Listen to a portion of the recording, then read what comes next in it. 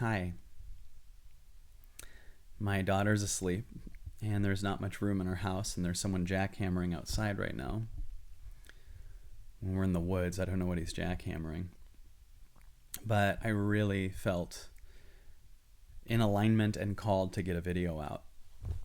Like there was a new revelation that happened to me, and I have to get it out. And I'll get it out even if I have to duck in my bedroom and make the video right here. Because when you have something coming up, it's got to be released. It's got to be seen. It's got to be acted on. And today I had kind of a new revelation, a new way of seeing life and seeing people and seeing myself and offering a possibility of a new way of seeing yourself. Because one thing I really believe and know, and many things have proven over and over, is that we all have different levels of trauma inside of our body. And some people went through various forms of abuse as a child. Some people went through forms of feeling abandoned. You can have a parent walk away for 20 seconds and come back. And if you're a baby and you don't understand time yet, and you don't understand that they'll be right back, you might think you're abandoned completely and that they're never coming back. And you feel a level of pain that's so bad that your body protects you from trying to feel that again. So that's trauma. It comes in and it hurts and it feels terrible. And all of us, all people, it's not possible to avoid, have many various stages of trauma in us. And that's huge because most of us don't understand that, and we make the mistake of thinking, I'm bad, I'm not enough. And that comes from not being there for the cellular memory that's carrying all this trauma in your body. So the body is carrying trauma, and it's there, and it's in the cells. And we're usually so scared to feel that we try to outwit feeling this feeling.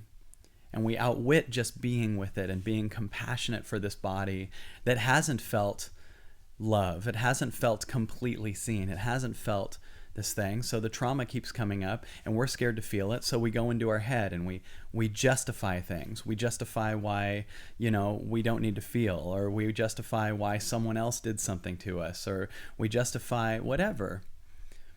And you can have compassion and understand why certain people did something to you, and that's because they're carrying their own trauma and don't know it. But you can also have compassion for them and compassion for the little you that's still feeling unseen. And my way of handling it, for me, is to meditate a couple hours a day. To be there for the parts of me that felt trauma, that felt abandoned, that felt abused, that felt whatever. Because you only have this moment, and those things are all still trying to come up right now.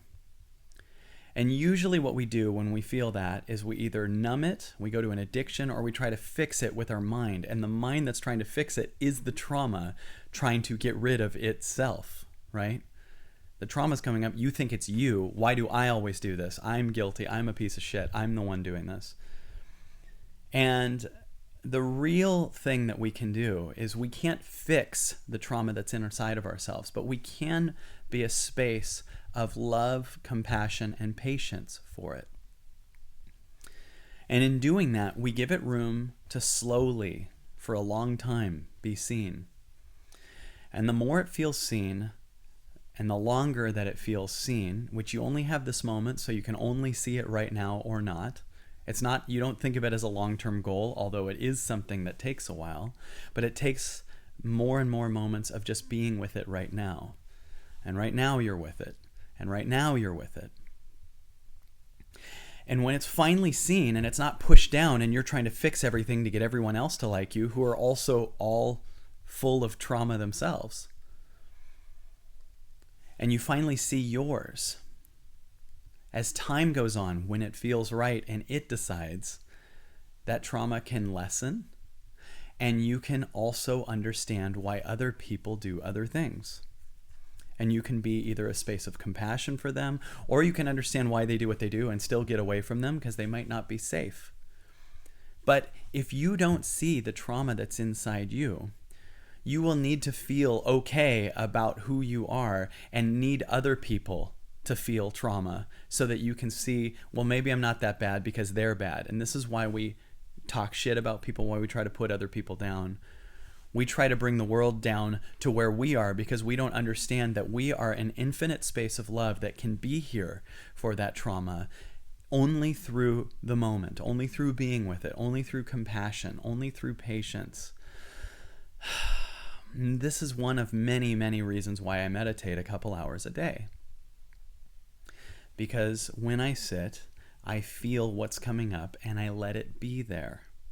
But if I feel bad about what's coming up, or I try to numb it and try to go somewhere else, then it's not seen and it will keep being there and it'll keep acting up, and then I'll try to win, or I'll try to be better than other people, or I'll attack myself, or I'll be addicted, or whatever.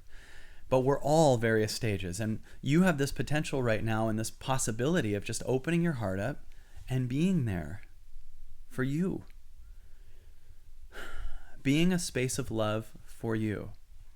Not to get rid of it, to love it.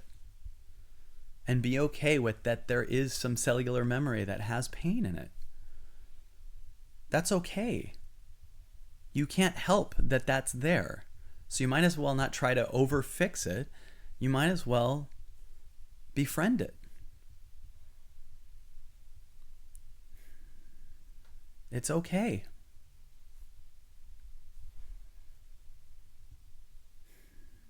And then it wants to fight when I say that. The mind kicks in because that's death to that story we've developed so we could avoid the trauma.